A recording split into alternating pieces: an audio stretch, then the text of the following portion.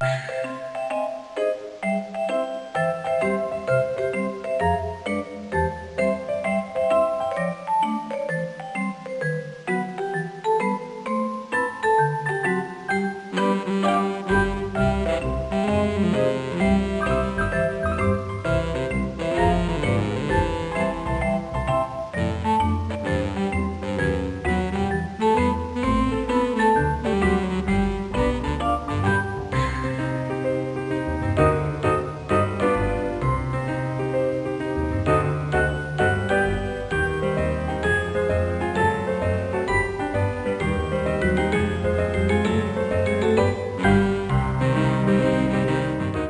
everyone, and welcome to Classic Gaming Today, where we take a look at the gaming experiences of the past through the eyes of the present.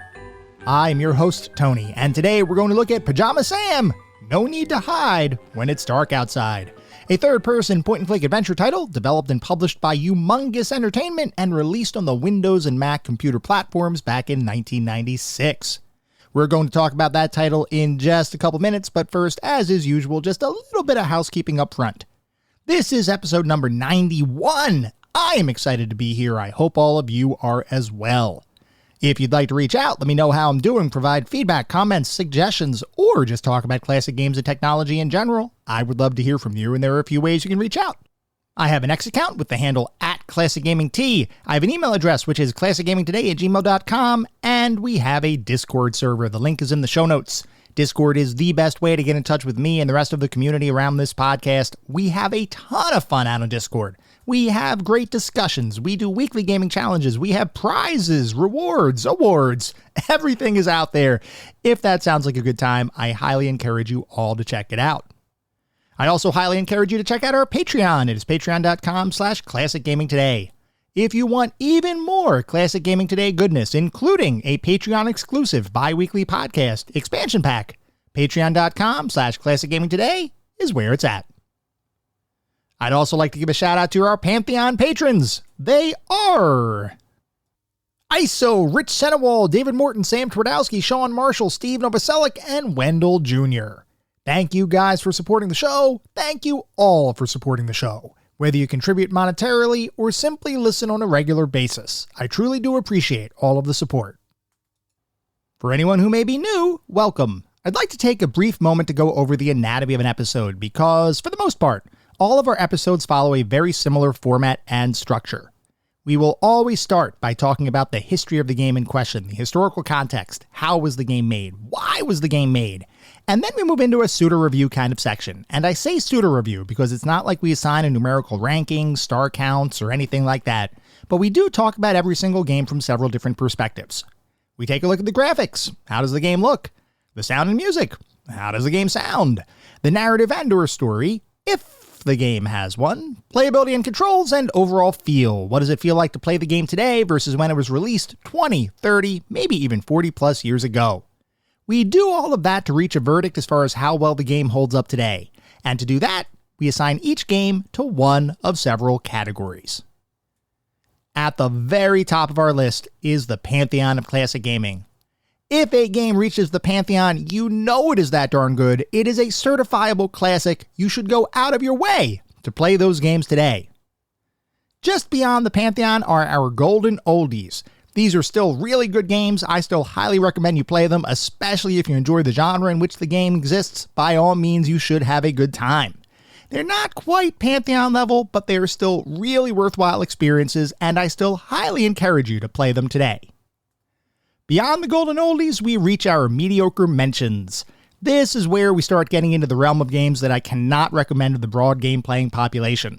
They might have aged a little bit, might have had a couple of issues to begin with. You may still have a good time, especially if you enjoy the genre in which the game lives. Go ahead, give it a go. But I can't recommend these games to the broad population. And then beyond the mediocre mentions, we reach the footnotes.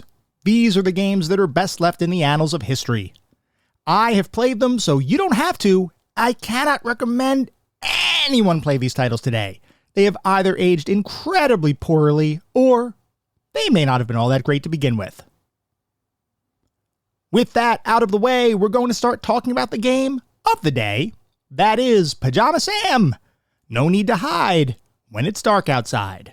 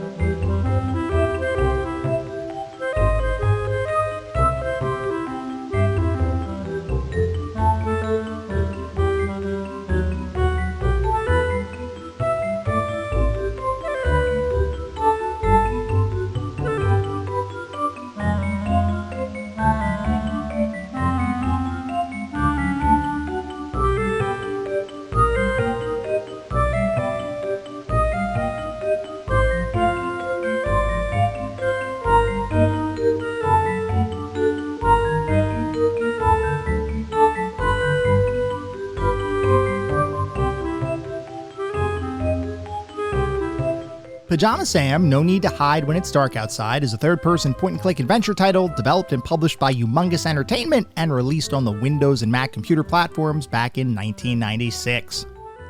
Before we can talk about Pajama Sam, we need to return once again to LucasArts. As is often the case, a lot of our adventure game discussions start with good old LucasArts because, quite frankly, they had so much darn adventure game development talent that even when other companies came along to create new adventure experiences, there was often some degree of LucasArts pedigree to go along with those games. Such was the case with Humongous Entertainment, the company that would eventually become one of the largest children's education software companies in the world. Becoming that monolith of educational content, however, started from humble beginnings. To fully understand the creation of Humongous Entertainment, we have to go back to pioneering adventure game designer Ron Gilbert, who we've talked about several times before, specifically as it relates to the creation of Maniac Mansion and both The Secret of Monkey Island and Monkey Island 2: LeChuck's Revenge. Gilbert was one of the preeminent adventure game designers at LucasArts, contributing not only to a bunch of adventure games released by the company, but also creating the framework that nearly every single LucasArts adventure game would use, the script creation utility for Maniac Mansion, or SCUM, engine. Gilbert was a big deal at LucasArts, and his status as a lead designer drove others to seek out roles within his team, most prominently Tim Schafer and Dave Grossman, mentees of Gilbert who would eventually become adventure game royalty themselves due to their own contributions to the genre. Despite Gilbert's success and stature at LucasArts, in 1992, following the release of the second game in the Monkey Island series, he found himself at a bit of a crossroads. He could continue to work with LucasArts, developing adventure games like he had been for the past 5 years, or he could strike off in a different direction, taking his talents and applying them to a different endeavor. This ultimately is what Gilbert ended up doing, and he left LucasArts in 1992 to pursue other opportunities, including the creation of a brand new company, Humongous Entertainment, whose name, interestingly, had been suggested by Gilbert's former LucasArts compatriot, Tim Schafer. Gilbert co-founded the new company along with another former LucasArts employee, Shelley Day, and together they set off to continue creating adventure games, with the difference being these new games were going to be designed for children. Now, I know some of you might be thinking, wait a second, many LucasArts adventure titles are cartoon-like already, with a focus on comedic situations that are usually safe enough, so to speak, for children to play. So why would this new venture really be any different? And to that I would say, while LucasArts games were certainly playable by children, I don't know that any of them were really designed for children. Meaning, the content was fine for a youngster to play, mostly, but the design, puzzles, and expectations from the player were decidedly more mature in focus. Just imagine sitting a 5-year-old down who had never played an adventure title before and telling them to beat Day of the Tentacle without any outside assistance. I'm going to bet you that would not end successfully. Gilbert and Day wanted to shift their focus to truly be centered on and designed for children. And with this overarching mission in mind, the pair set out to begin creating new titles. And while we'll talk about a couple of these in greater detail, I wanted to provide a quick hit list up front of the game series that were all started in some form or fashion by this duo's company. The list of game series includes Putt Putt, Freddy Fish, Pajama Sam, Spy Fox, a number of Blue's Clues licensed titles, and myriad other one-off games focused on educating young children through computer gaming. I'd venture a guess that current podcast listeners, having heard that list of titles, probably fall under one of three camps. Perhaps you played one or more of these games yourself, whether as a child, an adult, or as a parent helping your own child play one of the games.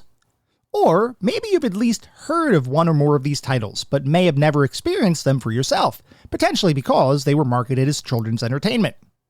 Or perhaps you've never even heard of any of the games for some reason or another, in which case you're probably wondering what the heck a putt-putt even is. Regardless of which camp you belong to, the reason I bring this up is that Humongous Entertainment was incredibly prolific and released a ton of games, often in rapid succession. While they weren't as much of a household name, so to speak, as the LucasArts and Sierras of the time, they certainly held a prominent place in adventure game history, and I'd wager a bet that most people who have even a passing interest in the adventure game genre have at some point heard of these titles. Mild tangent aside, when the company was first created, the team had to figure out exactly how they were going to go about creating their new games, and for the purposes of our discussion, we're going to look at this from two perspectives: technology and idea generation. Starting with technology, the company was fortunate in that Ron Gilbert was pretty much an adventure game genius, having previously created the Scum engine like we talked about back when he was working with LucasArts. A game engine, just to refresh everyone's memory, is the core framework upon which a game is built, and oftentimes has a number of common features or routines built into it, both to provide a way of reusing code and maintaining that code, as well as to provide a means of standardizing development across multiple titles or releases. Scum, in this instance, is probably the most widely known adventure game engine in history, having made its way as in-jokes into various LucasArts adventure titles, and of course serving as the foundation for nearly all LucasArts adventures from its inception back in 1987 through the later 90s. In 1992, the Scum engine was fairly well developed, with a great deal of that development having originated from Gilbert. So when he decided to leave LucasArts, he was able to enter into an agreement with the company that his new organization would be able to continue using the Scum engine, albeit with some legal provisions that would eventually result in a lawsuit between LucasArts and Humongous Entertainment. More on that in a bit, but suffice it to say, from a technology standpoint, the company was starting from familiar ground. Generating the ideas behind the games, however, came about from an entirely different, though decidedly more heartwarming path. When Ron Gilbert and Shelley Day began brainstorming ideas for the company's first game, inspiration came from a series of bedtime stories that Day had previously created to tell her son, most of which starred an anthropomorphic car named Putt Putt and his pet dog Pep, who traveled around going on adventures and helping people along the way. This concept seemed tailor-made to be developed into a children's game, so work on Humongous Entertainment's first title, Putt Putt Joins the Parade, began. As I mentioned, the game was designed using the Scum engine, but the final product would use a fairly different version of the Scum interface than many adventure game players know and love.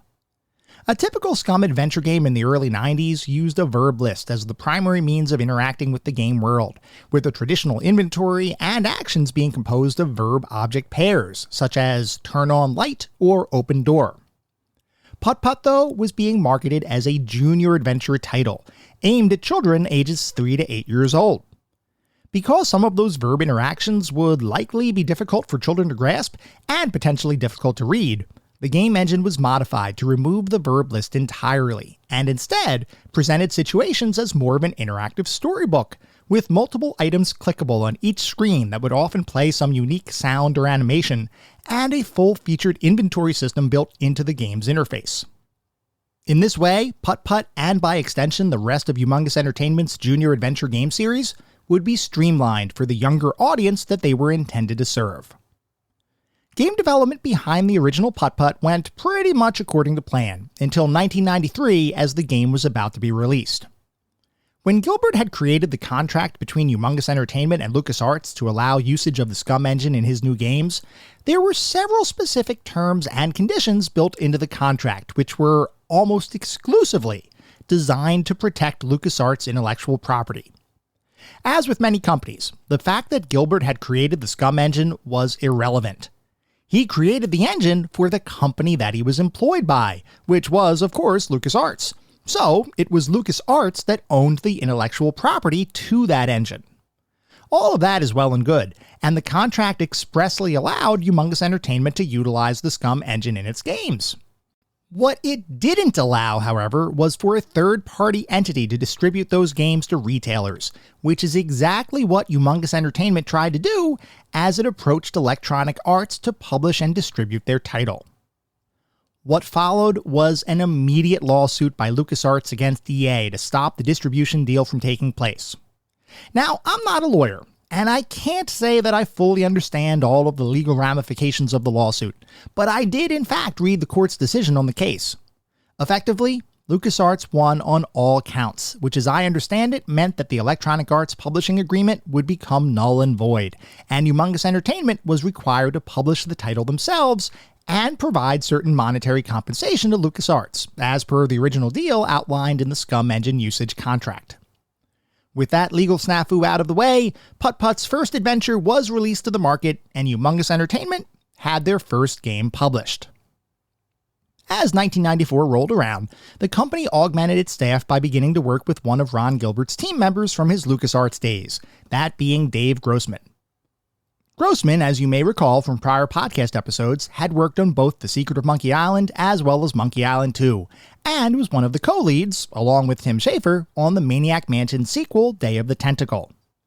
Shortly after releasing Day of the Tentacle in 1993, Grossman decided to leave LucasArts to pursue freelance work, and it was during this period of time that Ron Gilbert reached out to Grossman and began yet another collaboration that would eventually lead to the creation of the very first Pajama Sam game, No Need to Hide When It's Dark Outside, in 1996.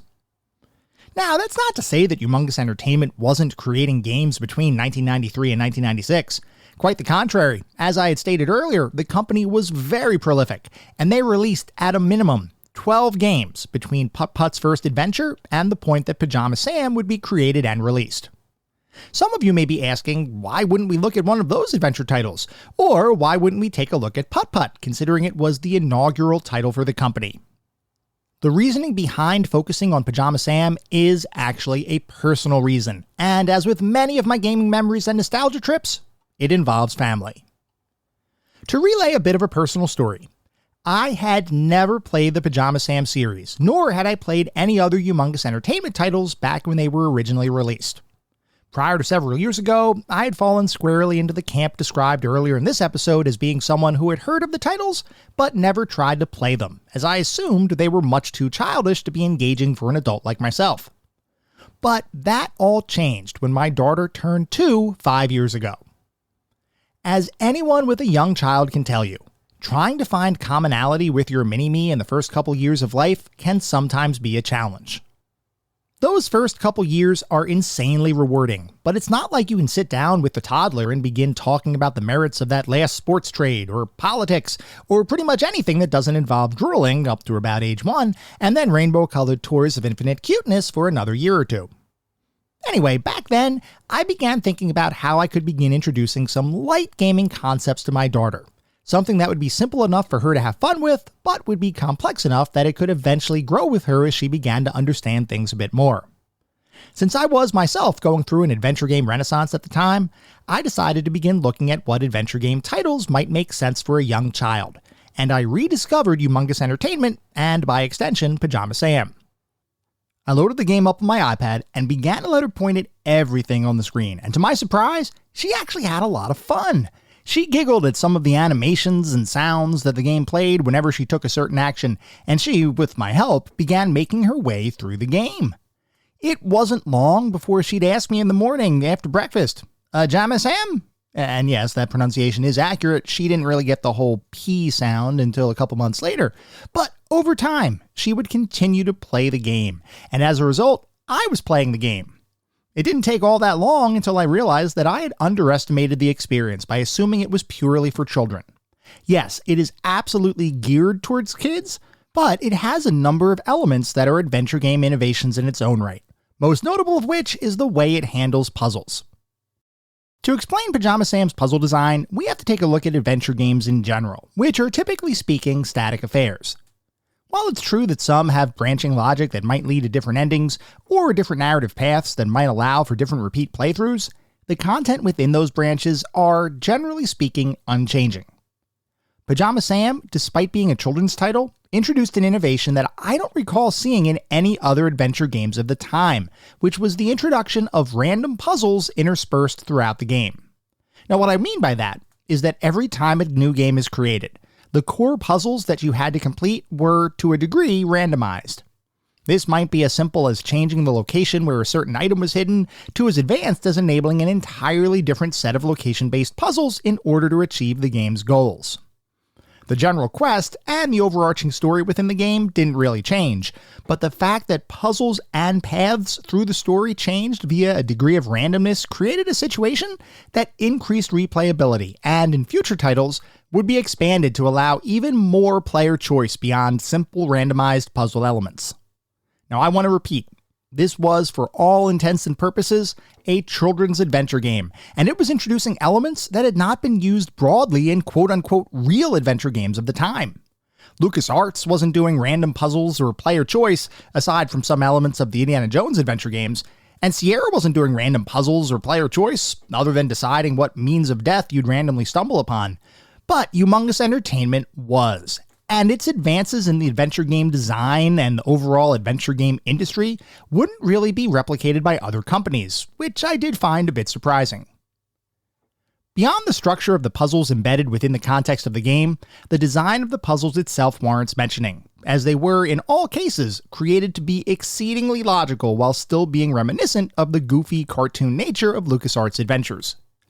There was specific effort taken to ensure that puzzles would all be designed to be fair, without any sort of insane moon logic that sometimes permeated adventure titles of the time. And as a children's title, this certainly makes sense. What I would find interesting, and a comparison I'll have to make in a future episode, is how Pajama Sam's puzzle design, and by extension the design of other Humongous Entertainment titles, would compare with Sierra's children's adventures, most notably the mixed-up Mother Goose series, which had Roberta Williams' influence. As many of you likely know, Roberta Williams was a prolific adventure game designer, but I don't know that anyone would claim puzzle design was one of her strongest traits. In fact, I'd suggest that puzzle design in a Roberta Williams game is inconsistent at best and needlessly convoluted at worst, so the thought of her tackling a title focused on a decidedly younger audience is something that, given my own experience with her other titles, is a curiosity I absolutely have to explore at some point. I'd love to do a compare-contrast episode in the future, but as of this recording, I have not personally played that particular Sierra series, so I can't personally comment on how the two game series compare. As a side note, Sierra did dip its toes into the edutainment market beyond the Mother Goose series of games, and one particular series that I did personally play and fondly remember is the Dr. Brain series of games, which were less narrative-based and more focused on brain-teasing minigames. I will be revisiting Dr. Brain, and specifically the first title in the series, The Castle of Dr. Brain, in a future podcast episode, but suffice it to say, Sierra never became as widely known for their edutainment titles as what Humongous Entertainment had been.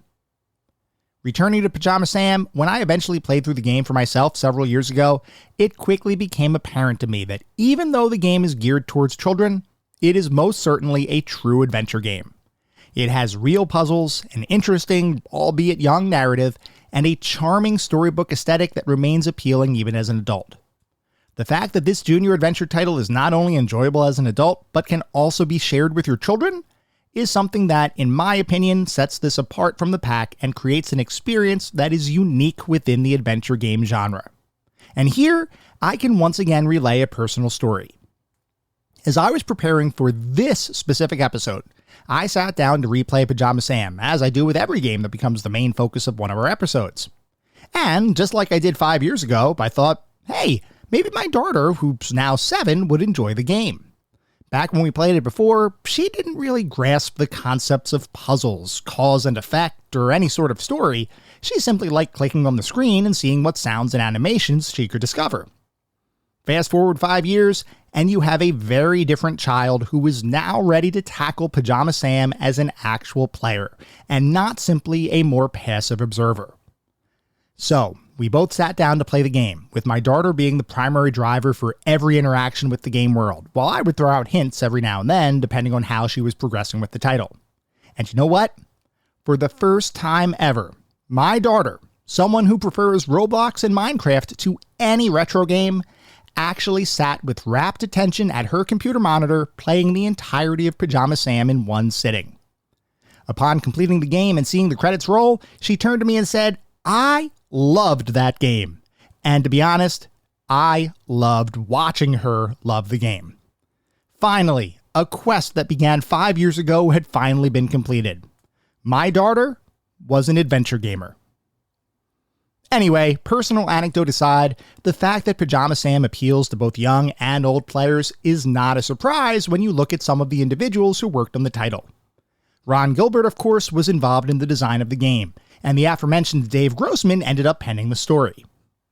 In an interesting discovery, it turns out that some of the music was composed by none other than Jeremy Soule, who was a fairly common name in video game music, most notably known for his work in the role-playing game genre and being the primary composer of both the Guild Wars and Elder Scrolls series of games. He's no longer really a figure in the gaming industry today, given some sexual harassment and assault allegations that were levied against him back in 2016, which, for completeness sake, he has consistently denied. But regardless of his current status, his prior work was incredibly well known and respected, and with the sheer amount of talent working at the company, it is evident that Humongous Entertainment was not just going for a cash grab with their Junior Adventure series. They were truly interested in creating quality experiences.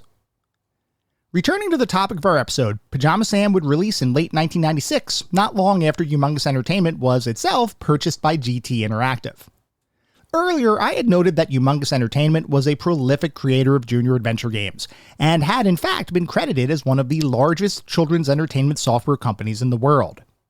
To put a sense of scale behind that assertion, when GT Interactive acquired the company in July of 1996, they paid a grand total of $76 million for the purchase. This was a fairly large sum of money for the time, and was an indicator of just how much success Humongous Entertainment had garnered in a relatively short time, and also showed a degree of confidence in their ability to continue to deliver entertainment into the future. And all of that entertainment, unlike many of their peers across the industry, was focused on children. From a critical perspective, Pajama Sam was a success, as it received nearly universal praise from gamers and journalists alike, en route to 3 million copies sold following its release. Now, we need to put this into perspective. Longtime listeners will likely recall that adventure game sales, especially as the 90s progressed, were not a sure thing, and even in the genre's heyday, a typical high-quality adventure title might sell a couple 100,000 copies, with the really blockbuster ones approaching 1 million units sold. Pajama Sam, released in 1996, which was definitely on the back end of the golden age of adventure games, sold 3 million copies. That is an absolutely insane number. And when you consider that it also won over 50 industry awards, it's not hard to recognize that Pajama Sam was a huge success for Humongous Entertainment. That success would result in a number of ports and 2 sequels, and Pajama Sam and its various incarnations ended up appearing on both computer-based systems like the Windows and Macintosh platforms, as well as the Nintendo Wii and eventually iOS devices. Its success and broad appeal cannot be understated, nor can the success of its parent company, Humongous Entertainment. Over the course of the late 90s, the Junior Adventure series of games would sell over 16 million copies and garner over 400 industry awards for excellence. Such success would continue despite multiple acquisitions, brand name changes, and company mergers, though unfortunately, that degree of success would not last forever, as the brand was eventually dissolved in 2006. The brand would, however, experience a revival in 2014, which would lead to the re-release of the Junior Adventure series on modern computer platforms via Steam and GOG, as well as the deployment of mobile-enabled versions of the games on both iOS and Android, like I alluded to earlier. With that brand revival, the games were now able to be easily enjoyed by a whole new generation of adventure game players, providing a means for both adults and children to share in the experience of playing what for many, like my daughter, became their first true foray into the adventure game genre. While Humongous Entertainment and Pajama Sam by extension might not have had quite as much recognition as more traditional adventure game companies in the 90s, Pajama Sam's release belongs to an important chapter in the history of adventure gaming, and by extension the computer game industry at large. And as part of that history, it is undoubtedly a title that should not be overlooked.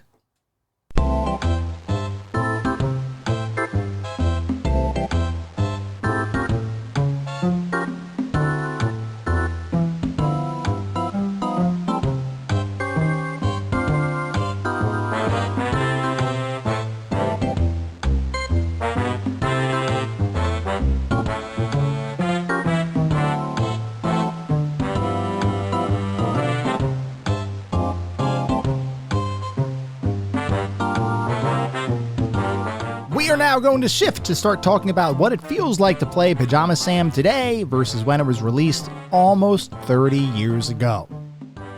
At its core, Pajama Sam is a very traditional adventure game, in that you use a mouse-driven interface to interact with the game world and various hotspots, pick up objects to use as puzzle solutions, and talk with other non-player characters inhabiting the game world. What makes Pajama Sam different than most adventure games, though, is the focused audience it was designed for. Like we talked about earlier, Pajama Sam is one of Humongous Entertainment's junior adventure titles, and as such is designed to be playable by and appeal to children as opposed to adventure game veterans. What this means in practice is that Pajama Sam is streamlined and simplified much more than most traditional adventure games, while still maintaining the core components that make an adventure game an adventure game. As an example, while there are plenty of characters to interact with throughout your adventure, there isn't any sort of dialogue tree system in place to govern those interactions.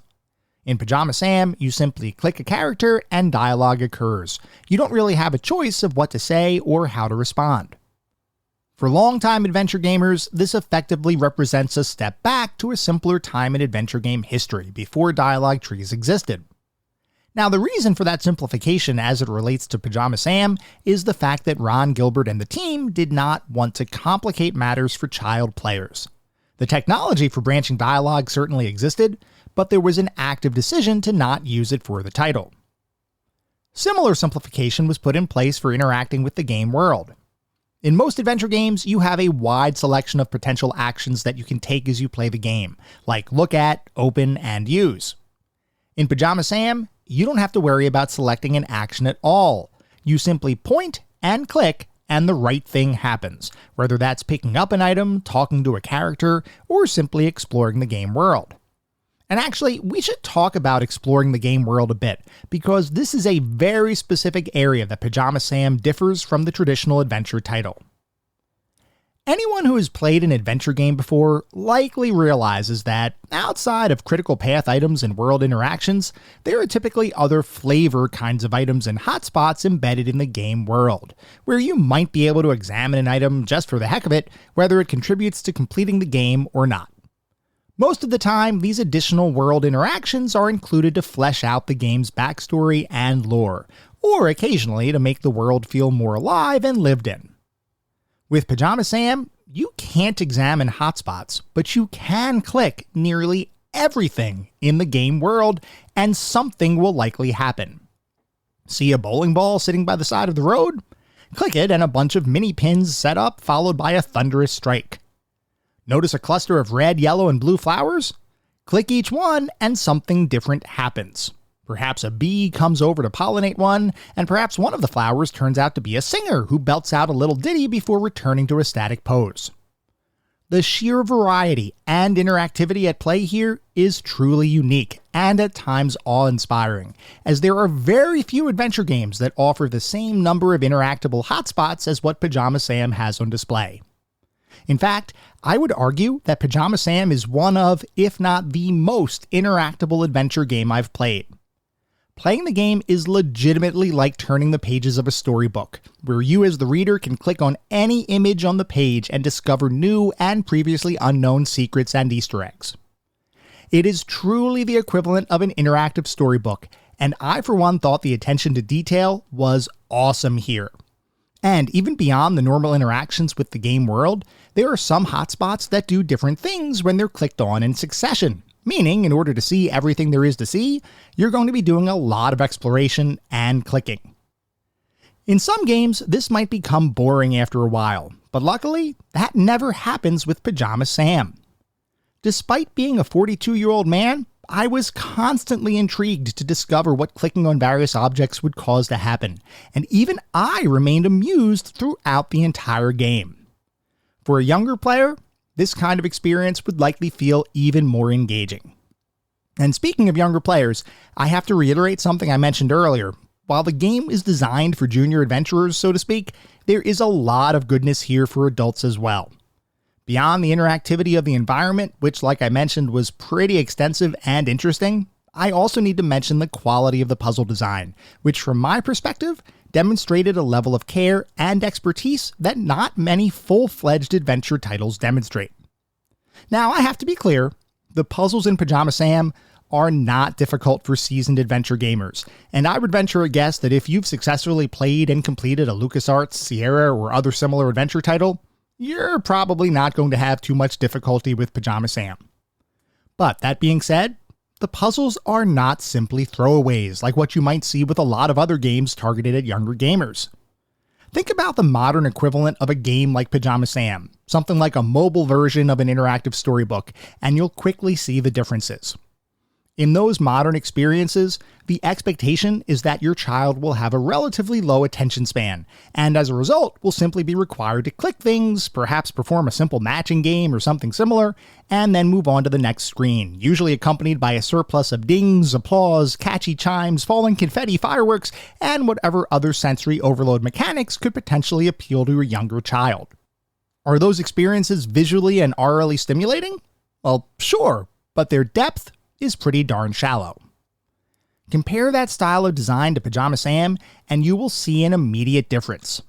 Sure, the puzzles may not be difficult for adults, especially those who have played adventure games before, but they are in fact full-fledged puzzles, some of which result in puzzle chains where one solution leads to another, similar to what you might see in a game like Day of the Tentacle. The only difference is the degree of cognitive leaping required by the player.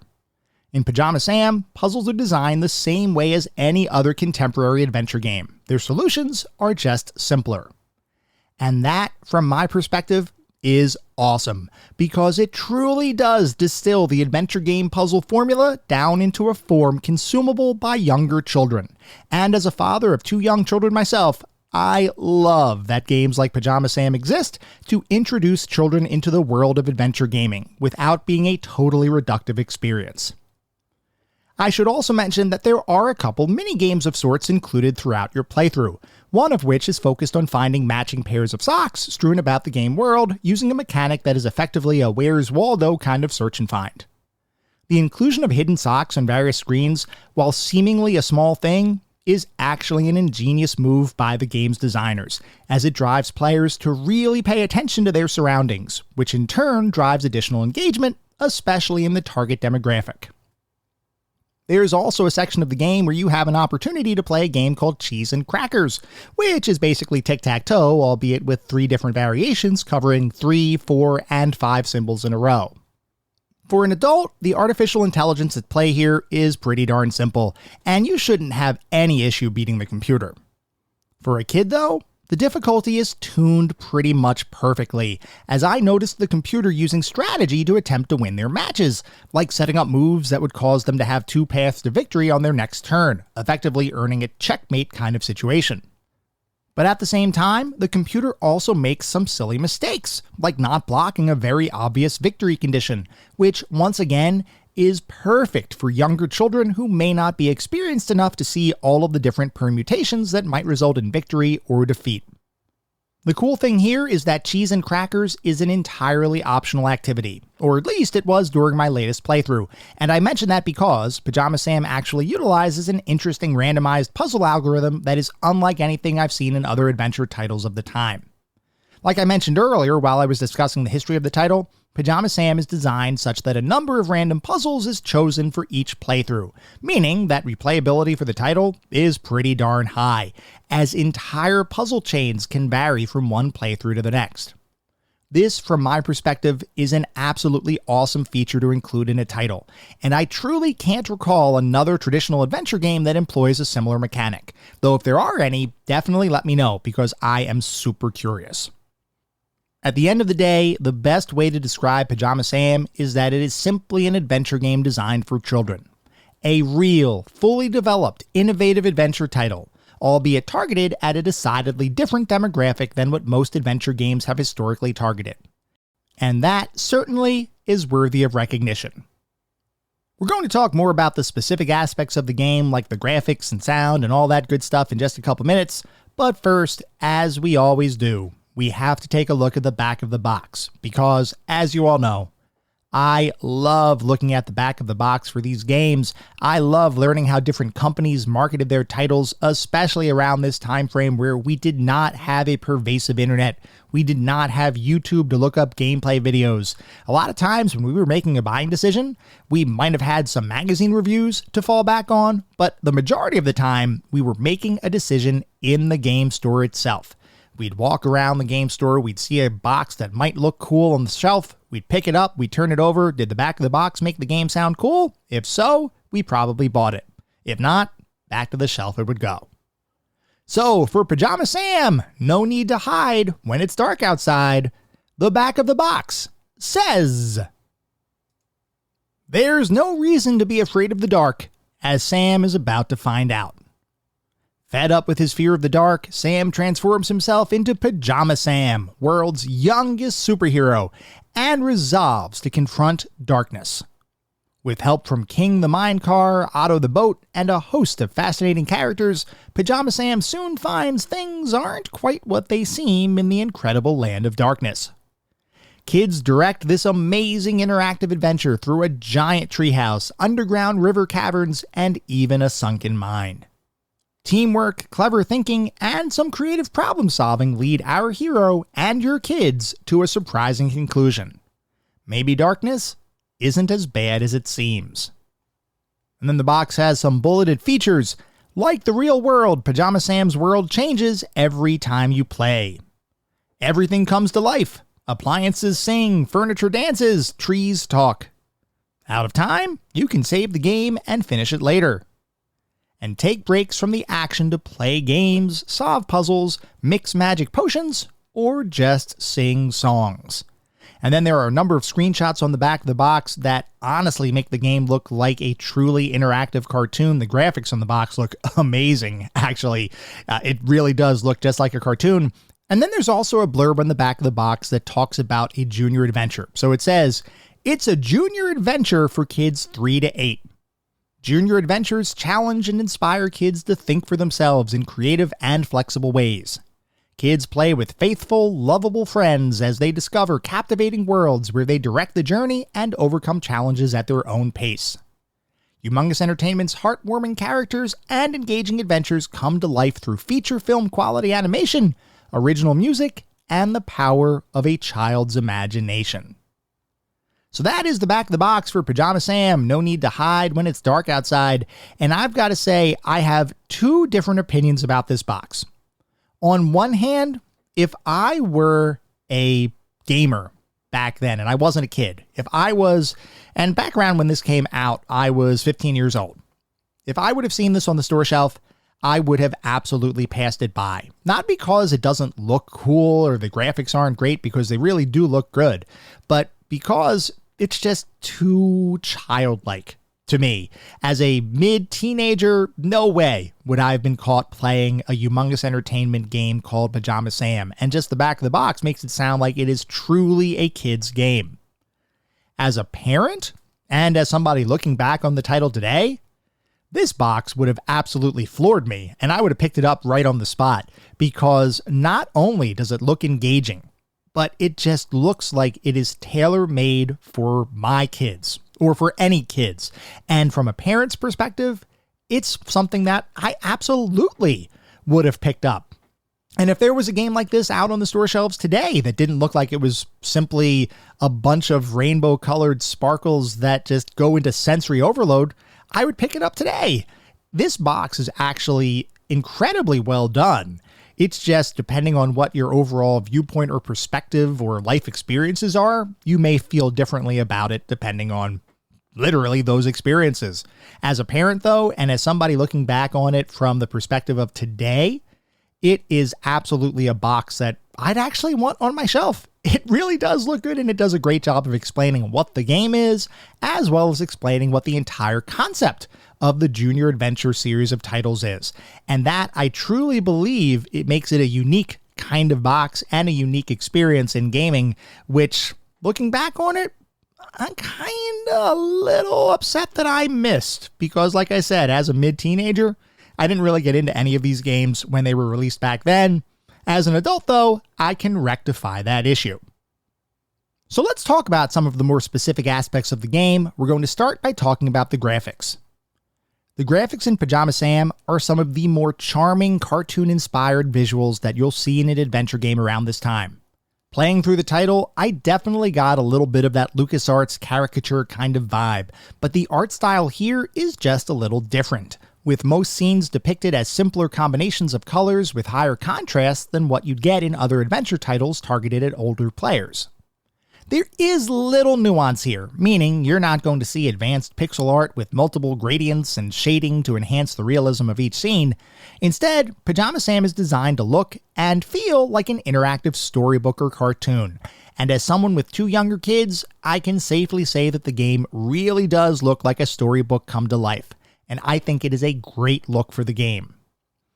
Beyond the more technical aspects of the art style, I do want to mention the significant amount of detail placed into each scene, which in most adventure games would be a bit too much to take in. We've talked before about the need for developers and designers to telegraph, so to speak, which items are able to be interacted with in a game world, and which ones are simply part of the overall art for a given scene. In several games we've discussed, I've critiqued the amount of detail in certain instances, because that excessive detail can sometimes distract and confuse players from their actual objectives. And I have to say, Pajama Sam has some of the most busy, detail-oriented scenes I have ever seen in an adventure game, with a ridiculous number of hotspots on each screen, all of which do something. In most adventure games, this would simply be too much, but here, it's actually a welcome design decision, because each time you click on something, you can almost guarantee some playful animation will play, or some cool design element will shift, causing the screen to update briefly. In nearly all instances, the graphics and design for these random hotspot interactions all look great, and I can only imagine how much time was spent animating each scene to fill them with such unique visuals. It had to have been a ton of work, and I appreciate the effort and the end result. That said, I do have to mention that some of those animations and visuals were just a tad bit less detail-oriented than others, most likely owing to the fact that, like I said, there were a lot of graphics design work required here, and we weren't yet in the era of game development where companies would spend years and years perfecting and polishing their titles. My suspicion is that with some of the graphics and animations, the designers settled on good enough rather than striving for more. And to note, I am not knocking the artists for that decision, because there does come a time when you have to prioritize completing a project versus simply working on it ad nauseum. And for reference, my daughter doesn't share this critique in the least, so it's possible this is simply something I personally perceive versus a broader kind of issue. One area where the team did not skimp on, though, were the animated cutscenes that play throughout the game, all of which were universally excellent, with a definite Saturday morning cartoon kind of vibe. They weren't quite up to that standard, but they were still a definite bright spot from a visual perspective. Overall, I thought the game looked really good, though I do wonder what a modern remake of the title would look like, unconstrained from storage needs, color depth requirements, and anything else that likely restricted the artists from really going all out with the title. Hopefully, we get to find out someday. Moving on to the sound and music, I was a bit surprised at the quality of the music in the title, which ranged from jazz to action-adventure to ambient sounds to rollicking tunes, and they all sounded absolutely wonderful, matching the action happening on the screen perfectly. I can't think of a single situation where I felt like the music wasn't consistently high quality, though I will admit that I can't exactly recall any specific tracks from the game other than brief snippets here and there. That's not a critique of the soundtrack, it's just that most of the music here was designed to blend into the background rather than take center stage, and from my perspective, it worked, as music would shift from one melody to another seamlessly, just like how LucasArts titles utilizing the iMuse system created a personalized soundtrack for their titles. I don't have any proof as to whether Pajama Sam used iMuse given their contract with LucasArts, or if they used a more homegrown solution, but regardless, the background music for the game was pretty darn good. I do want to call special attention to the kitchen singing scene, in which nearly every inanimate object you click on sings a piece of a song, oftentimes with interesting, child-oriented wordplay in the lyrics. This was a playful way of interjecting some additional musical-like stylings into the game, and I thought it worked great. Other than the music, the biggest aspect of audio for Pajama Sam was the voice acting, and here I think the team really delivered. Most characters sprung to life with high-quality voice dialogue, complete with over-the-top cartoon-styled accents, demeanors, and exclamations, and I appreciated the attention to quality here. That said, there were a couple of performances that fell just a tad flat for me, like a tree you meet early on that, from my perspective, was just a bit too normal for the interactive storybook style of the rest of the game. Outside of that, though, the majority of the acting was great, and I especially have to applaud the performance behind Pajama Sam himself, which I thought perfectly captured the nuance of a young boy adventuring in an unknown land. Interestingly, Sam was played by voice actress Pamela Adlon, who has made a career for herself in Hollywood, guest starring in various shows as well as doing a ton of voice work over the years. Shortly after she completed work on Pajama Sam, she caught what appears to have been her big break, as she was cast in the animated comedy series King of the Hill, voicing Bobby Hill amongst other characters, a role that would eventually earn her an Emmy in 2002. Anyway, mild tangent aside, the audio here is great, and I have little to no complaints. Moving on to the narrative and story, you play as Sam, a pretty typical young boy who, after brushing his teeth and catching up on the latest edition of his favorite comic book series, Pajama Man, is getting ready for bed. As Sam lays in bed, his mother comes in to say goodnight, and in a move that is simply muscle memory for parents, but fear-inducing for young children, she flicks off the lights as she leaves the room. This leaves Sam alone in a dark room, and as is often the case, his imagination begins to take hold, because really, who knows what lurks in the dark? But being the courageous boy that he is, he gets up out of bed and decides that he won't succumb to fear, and he resolves to combat darkness, who apparently lives in his closet once and for all. But fighting darkness as Sam simply won't do. He needs a more heroic persona to combat such a crafty villain. So Sam gathers up some equipment, and in the process morphs into Pajama Sam, superhero extraordinaire. Armed with his mask, a lunchbox, and a flashlight, he enters his closet, ready to do battle with darkness, only to discover a hidden world teeming with interesting characters and unique environments. It's up to Pajama Sam to make his way through this hidden world, figure out how to gain entrance into Darkness's castle, and hopefully vanquish darkness and return home before his mom even knows he was gone. I've got to say, the story here is remarkably charming, and I loved the setup of using a common childhood fear to embrace an adventure, as well as depict the power of child imagination. I'm not going to spoil anything here, because yes, there is actually a twist, but what I will say is that the entire experience is about as wholesome of an adventure as you'll ever experience in a computer game, and as a parent, I appreciated the underlying messages that the game ultimately conveyed. As a veteran adventure gamer, I will admit that the story is simple and not really all that deep, but I honestly can't complain given what the game was trying to do. It delivered on its premise of creating an interactive storybook, and here, the story itself definitely worked. Moving on to the playability and controls, there's not a whole heck of a lot to talk about as it comes to the controls because, like I mentioned earlier, this is one of the more simplified control schemes for an adventure title. You basically point your mouse cursor at different hotspots on the screen and click, which causes some action to happen. Interacting with non-player characters is accomplished the same way, which kicks off a dialogue scene that you have no control over, and using inventory items is a simple matter of selecting the item and then clicking on the object, hotspot, or character that you want to use that item on. That's effectively the extent of the controls for Pajama Sam. And yes, while I would say the controls are a bit simple for a dedicated adventure gamer, I understand why the controls are designed like that, and honestly, they work just fine within the context of the game. From a playability perspective, this is a surprisingly decent experience, even for older players, and I would argue that Pajama Sam might even be a good gateway into the adventure game genre for individuals who may not have as much experience with the classic LucasArts and Sierra titles of old.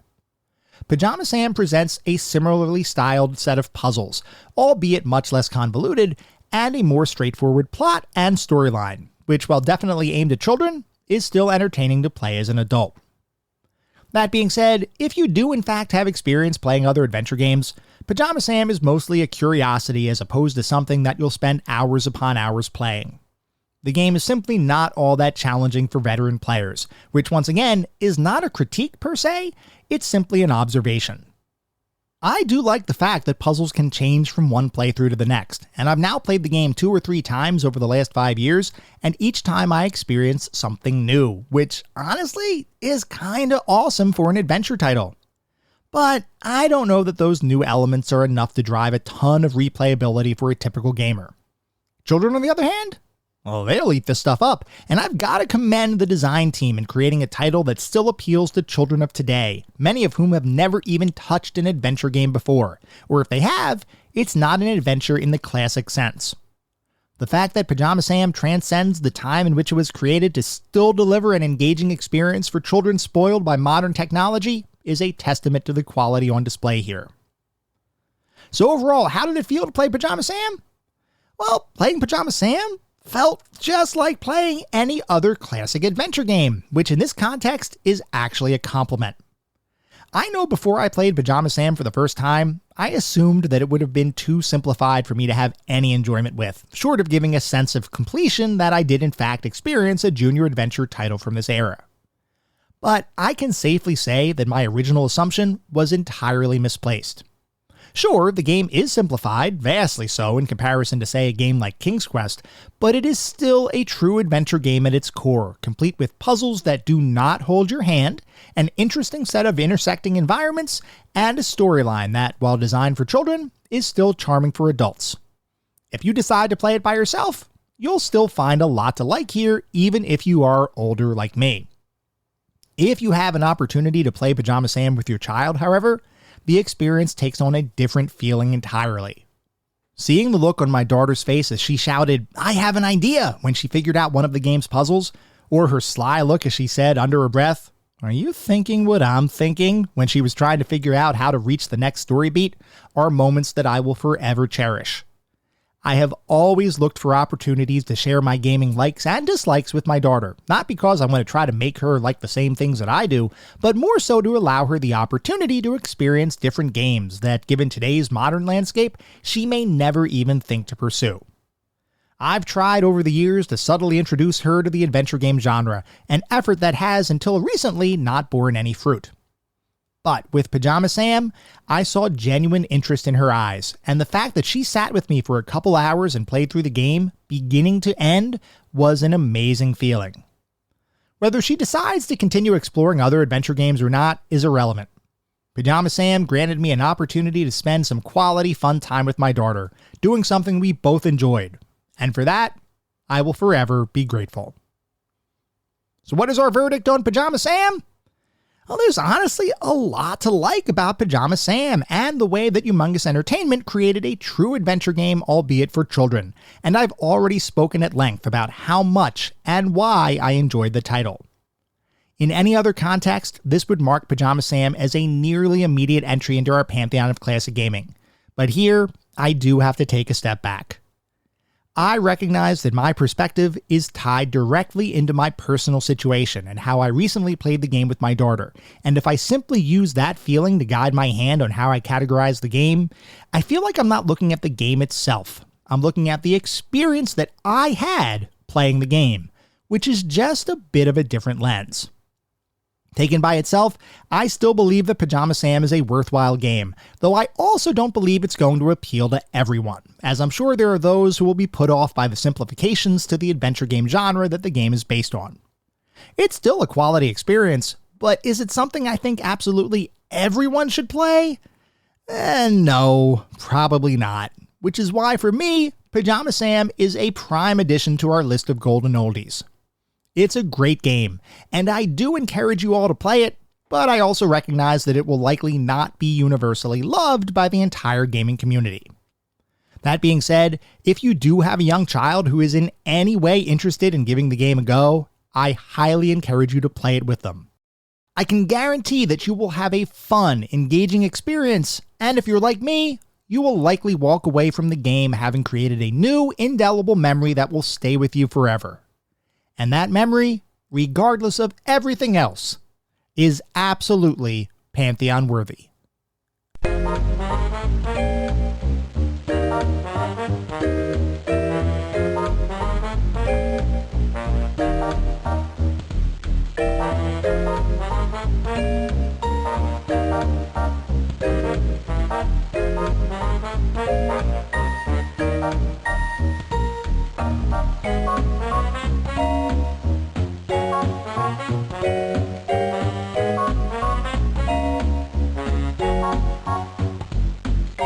That was our episode on Pajama Sam. No need to hide when it's dark outside. I hope you all enjoyed listening to it as much as I enjoyed creating it. If you'd like to reach out, let me know how I'm doing, provide feedback, comments, suggestions, or just talk about classic games and technology in general. I would love to hear from you, and there are a few ways you can reach out. I have an X account with the handle @ClassicGamingT. I have an email address, which is classicgamingtoday@gmail.com, and we have a Discord server. The link is in the show notes. Discord is the best way to get in touch with me and the rest of the community around this podcast. We have a ton of fun out on Discord. I highly encourage you all to check it out. I also highly encourage you to check out our Patreon. It is patreon.com/ClassicGamingToday. If you want even more Classic Gaming Today goodness, including a Patreon-exclusive bi-weekly podcast expansion pack, patreon.com/ClassicGamingToday is where it's at. Before we sign off for the week, I do want to mention that our next episode is going to be focused on Operation Wolf, so feel free to write in if you have any particularly fond or not so fond memories of that experience. At the same time, I recognize you're likely listening to this podcast on any number of podcast services. And if you would feel so inclined, it would be great if you could leave me a review.